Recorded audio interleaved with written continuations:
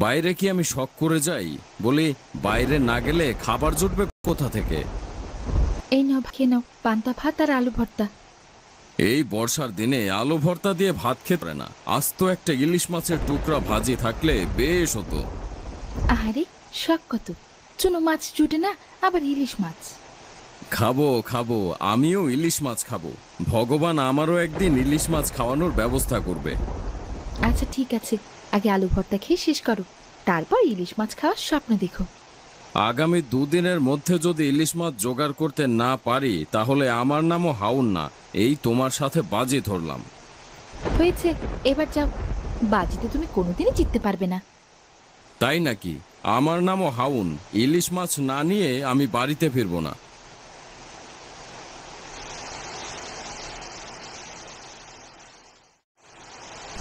প্রচণ্ড বৃষ্টি হচ্ছিল, রাস্তায় অনেক কাদা, তাই হাউন জমিদার মশাইয়ের বাড়িতে পৌঁছাতে একটু দেরি করে ফেলল।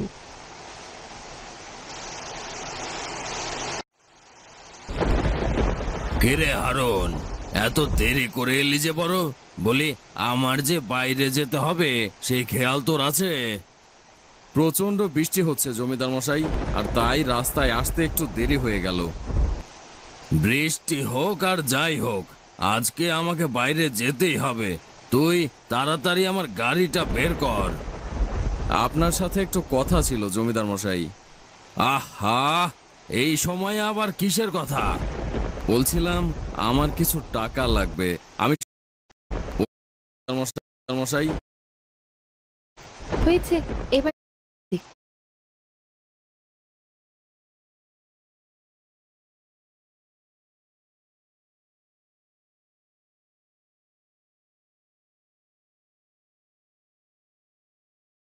তারপর ইলিশ মাছ খাওয়ার স্বপ্ন দেখো।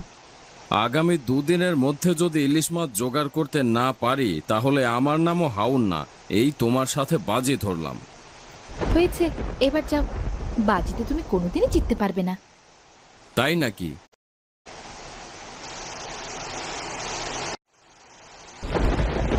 কিরে হারুন, এত দেরি করে এলি যে? বড় বলি, আমার যে বাইরে যেতে হবে সেই খেয়াল তোর আছে? প্রচন্ড বৃষ্টি হচ্ছে জমিদার মশাই, আর তাই রাস্তায় আসতে একটু দেরি হয়ে গেল। বৃষ্টি হোক আর যাই হোক, আজকে আমাকে বাইরে যেতেই হবে। তুই তাড়াতাড়ি আমার গাড়িটা বের কর। আপনার সাথে একটু কথা ছিল জমিদার মশাই। আহা, এই সময় আবার কিসের কথা? বলছিলাম আমার কিছু টাকা লাগবে, আমি সামনের মাসের মাইনে থেকে শোধ করে দিব। টাকা? টাকা দিয়ে কি করবি? বর্ষাকাল চলছে, তাই পান্তা ভাত দিয়ে ইলিশ মাছ খেতে খুব ইচ্ছে করছে। ইলিশ মাছ? ইলিশ মাছ একটা খাওয়ার জিনিস হলো নাকি রে?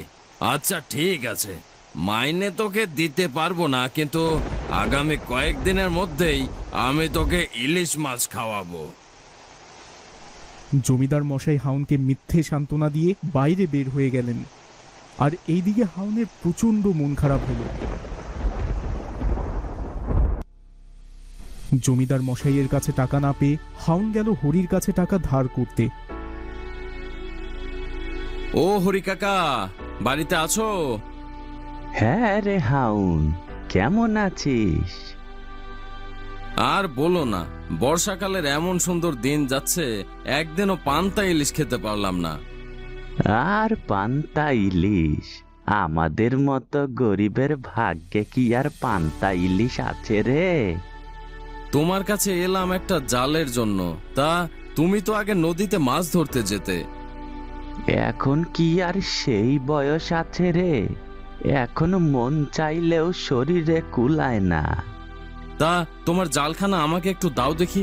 ভাবছি আগামীকাল নদীতে মাছ ধরতে যাব, সঙ্গে করে নিতাইকেও নিয়ে যাব, ও আবার খুব ভালো মাছ ধরতে পারে। কি বিপদে ফেললি? কেউ মেসেজ পাঠিয়ে পড়ার আগে ডিলিট করে দিলে খুব রাগ হয়, তাই না? কিন্তু আপনি জানেন কি, চ্যাট সেভার অ্যাপটি কি বিপদে ফেললি বলতো? আমার একখানা জাল ইঁদুরে কেটে ফেলেছে। বড় লজ্জায় ফেললি আমায়। একটা জিনিস চাইলি, কিন্তু দিতে পারলাম না। আরে তুমি কোনো চিন্তা করো না, আমি জাল ঠিকই জোগাড় করে নিব। হরির কাছে জাল না পেয়ে হাউন মন খারাপ করে বাড়ি চলে গেল।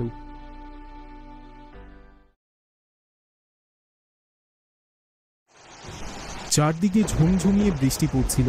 বিমলা তার বাড়ির উঠোনে বসে নকশি কাঁথা সেলাই করছিল। সে এগুলো বানিয়ে শহরে বিক্রি করে।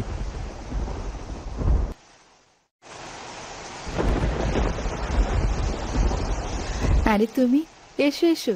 তাই এই বৃষ্টি বাদলের দিন আমার ঘরে কি মনে করি? এলাম তোমার সাথে গল্প করতে। আসলে মনটা খুব একটা ভালো নেই। তা তুমি কি করছো? আমি আর কি করব, বৃষ্টির দিনে ঘরে কাজকর্ম খুব একটা করা যায় না, তাই বসে বসে নকশি কাঁথা সেলাই করছি। এগুলো শহরে বিক্রি করে ভালোই টাকা পাওয়া যায়। এইগুলো তুমি শহরে কিভাবে পাঠাও? আসলে শহর থেকে আমার কাছে এগুলো অর্ডার আসে, তারপর আমি এগুলো বানিয়ে বিক্রি করি। কিন্তু একা সবগুলো তৈরি করতে পারি না, সাংসারিক কাজেও তো ব্যস্ত থাকতে হয়। তোমার ভাগ্য আসলেই অনেক ভালো, নিজের রোজগার নিজেই করতে পারছো। আর আমাকে দেখো, 5টা টাকা দরকার হলেও সেই স্বামীর কাছেই হাত পাততে হয়। তা তুমি চাইলে তো আমার সাথে কাজ করতে পারো। কিভাবে সেলাই করতে হয় আমি তোমাকে শিখিয়ে দেব। ওমা তাই? তাহলে তো খুবই ভালো। জানো বিমলা, তোমার হাউন্দা কয়েকদিন ধরে ইলিশ আর পান্তা খাওয়ার জন্য অস্থির হয়ে আছে। হাতে কটা টাকা থাকলে বাজার থেকে ইলিশ মাছ কিনে আনতাম। আমি বলি কি, তুমি আমার সাথে কাঁথা সেলাইয়ের কাজটা শুরু করো। অল্প কিছুদিনের মধ্যে তুমি ভালো অঙ্কের টাকাও হাতে পাবে। হ্যাঁ হ্যাঁ, নিশ্চয়ই। তুমি আমাকে তাড়াতাড়ি কাজ এনে দাও।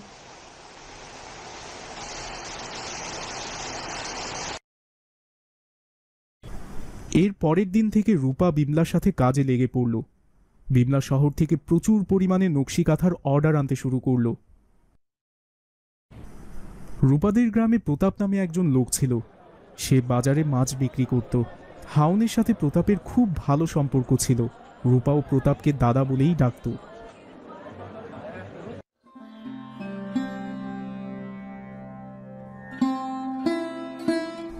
ও বৌদি, এই ভর দুপুরে চললে কোথায়?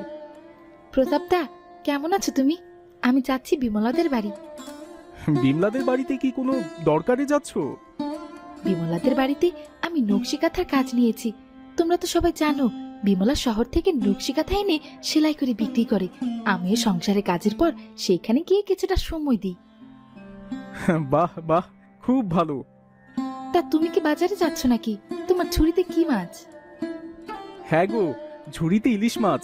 এবারের বর্ষায় প্রচুর পরিমাণে ইলিশ মাছ ধরা পড়েছে। তোমার হাউন্দা বেশ কয়েকদিন ধরে পান্তা ইলিশ খেতে চাচ্ছে, কিন্তু ইলিশের যা দাম। তবে বিমলাদের বাড়িতে মাইনে পেয়ে তোমার হাউন্দার জন্য বড় একটা ইলিশ মাছ কিনবো।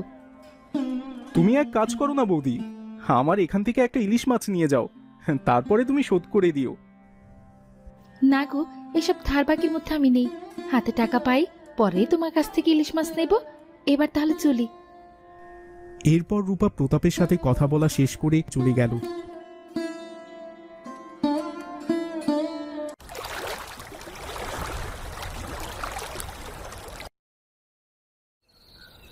হাউন রাতের বেলা খেতে বসেছে। কি ব্যাপার, এমন মন খারাপ করে বসে আছো যে? সকালবেলা গিয়েছিলাম হরি কাকার বাড়িতে। হরি কাকার একটা বড় জাল ছিল। ভেবেছিলাম জালটি নিয়ে নদীতে মাছ ধরতে যাব, কিন্তু আমার কপালটাই খারাপ, জাল নাকি ছিঁড়ে গেছে। এত মন খারাপ করা কিচ্ছু নেই। তোমার পান্তা ইলিশ খাওয়ার ব্যবস্থা আমি করব। তোমার কথা শুনে রাগে গা জ্বলে যায়। ইলিশ মাছ কি আকাশ থেকে পড়বে নাকি? আকাশ থেকে পড়বে না, কোথা থেকে পড়বে সেটা তুমি পরেই বুঝবে। তুমি তোমার বোঝা নিয়ে বসে থাকো। আগামীকাল আমি নিতাইকে নিয়ে যাব মাছ ধরতে। খবরদার, আগামী কয়েকদিন আকাশের অবস্থা খুবই খারাপ থাকবে। এই বর্ষাকালে তোমাকে ঝুঁকি নিয়ে নদীতে মাছ ধরতে যেতে হবে না। আমি তো বলেছি, তোমার ইলিশ পান্তা খাওয়ার ব্যবস্থা আমি করে দেব। হয়েছে হয়েছে, আমার প্রতি এত দরদ দেখাতে হবে না। এরপর হাউন রাগ করে ভাত না খেয়ে উঠে পড়ল।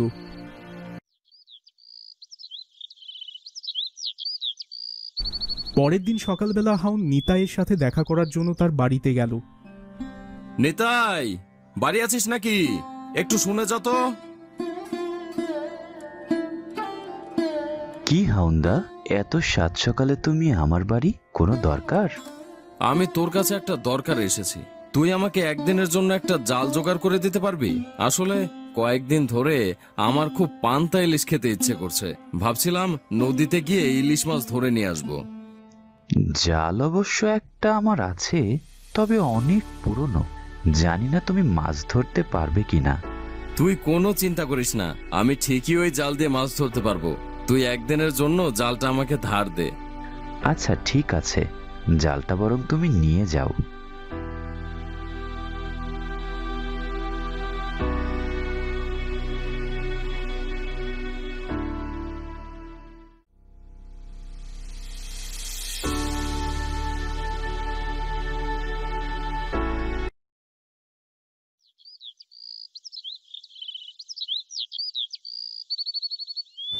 আজকে রূপার কাজের 7 দিন হয়েছে, তাই বিমলা তার হাতে কিছু টাকা দিল। এই নাও, এটা তোমার প্রথম কাজের সম্মানী। তুমি যে কাঁথাগুলো তৈরি করেছিলে সেগুলো আমি শহরে বিক্রি করে এই টাকাগুলো পেয়েছি। তুমি আমার কত বড় উপকার করলে বিমলাদি, তা মুখে প্রকাশ করা যাবে না। আমাকে ধন্যবাদ দিয়ে কাজ নেই। এইবার তোমার পতি দেবতার জন্য একটা বড় ইলিশ মাছ কিনে গিয়ে রান্না করে পান্তা ইলিশ খাওয়াও। আর বলো না, আমার পতি দেবতা রাগ করে নদীতে গেছে ইলিশ মাছ ধরতে। এটা তুমি মোটেও ঠিক করনি, তোমার বাধা দেওয়া উচিত ছিল। কারণ এখন আকাশের যা অবস্থা আর নদীর অবস্থা খুবই খারাপ, যে কোনো সময় নদীতে ঝড় উঠতে পারে। কি বলছো তুমি? তুমি তো আমাকে ভয় পাইয়ে দিচ্ছ। হে ভগবান, তুমি রক্ষা করো। এরপর রূপা দুশ্চিন্তায় পড়ে গেল এবং বাজারে গেল প্রতাপের কাছে মাছ কিনতে। ও প্রতাপদা, আজকে নাকি আমার কাজের মাইনে পেয়েছি। তুমি তোমার ওখান থেকে বাজার সবচেয়ে বড় ইলিশ মাছটা দাও। বাহ, খুব ভালো, এই নাও বাজারের সবচেয়ে বড় ইলিশ মাছ। কিন্তু খালি স্বামীকে মাছ খাওয়ালেই হবে? আমাদেরকেও তো মিষ্টি মুখ করাতে হবে। আচ্ছা, এই নাও, এখানে 20 টাকা আছে। তুমি তোমার পছন্দ মতো মিষ্টি কিনে খেও। এরপর রূপা অনেক আনন্দ মনে বাড়ি ফিরে আসলো এবং ইলিশ মাছ রান্না করলো। কিন্তু দুপুর গড়িয়ে সন্ধে হয়ে আসছে, হাউনের বাড়ি ফেরার নাম নেই। এদিকে চারদিকে অন্ধকার ছেয়ে গেছে, ঝড় শুরু হয়েছে। রূপা হাউনের জন্য দুশ্চিন্তা করতে লাগলো। হে ভগবান, মানুষটা কোথায় গেল? সন্ধ্যা হয়ে আসছে, এখনই ঝড় শুরু হবে, কিন্তু তার ফিরে আসার কোনো নামই নেই। এরপর রূপা গেল নিতাইয়ের বাড়িতে। নিতাইয়ের কাছে হাউনের কোনো খবর আছে কিনা তা জানার জন্য সে ব্যাকুল হয়ে উঠল। ও নিতাইদা, ও নিতাইদা, তুমি বাড়ি আছো? কি ব্যাপার বৌদি, এই ঝড়ের রাতে তুমি আমার বাড়ি? আর বলো না, তোমার হাউনদার নদীতে গেছে মাছ মারতে। এইদিকে প্রচন্ড ঝড় শুরু হয়েছে, সে এখনো ফিরে আসেনি। হাউন্দা আমার এখানে এসেছিল জালের জন্য। আমাদের উচিত ছিল তাকে না করা। এমন আগ্রহ করে পান্তা ইলিশের কথা বলছিল, আমার খুব মায়া লাগলো। এখন কি হবে নিতাইদা? তুমি কোনো চিন্তা করো না বৌদি, হাউন্দা নিশ্চয়ই ফিরে আসবে। এরপর নিতাইয়ের সাথে কথা বলে রূপা বাড়ি ফিরে গেল। এভাবে সারা রাত কেটে গেল, কিন্তু হাউনের ফিরে আসার কোনো নাম নেই। পরের দিন সকালবেলা রূপা পাগলের মতো হয়ে হাউনকে খুঁজতে লাগলো, কিন্তু হাউনের কোনো খোঁজ নেই। গ্রামের সবাই বলাবলি করতে লাগলো ঝড়ের সময় নাকি